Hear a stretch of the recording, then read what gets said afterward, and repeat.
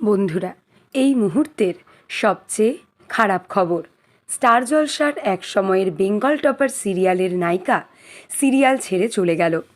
আর ফিরবে না সেই সিরিয়ালে।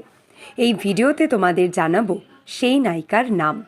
বন্ধুরা, স্টার জলসায় এই মুহূর্তে চলছে ব্লুজ প্রোডাকশন হাউসের দুটো বেঙ্গল টপার সিরিয়াল, পরশুরাম এবং প্রফেসর বিদ্যা ব্যানার্জি।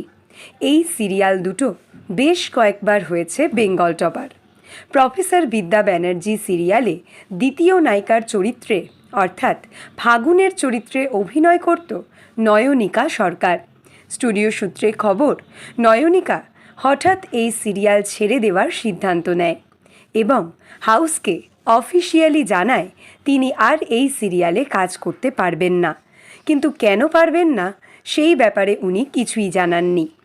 এখন ফাগুন চরিত্রে খোঁজা হচ্ছে জনপ্রিয় অভিনেত্রীকে।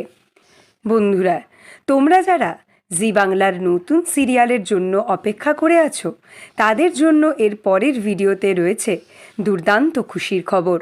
তার পরের ভিডিওতে তোমাদের জানাবো রাধা মাধব সিরিয়ালে নায়িকার চরিত্রে কনফার্ম করা হলো কোন জনপ্রিয় অভিনেত্রীকে।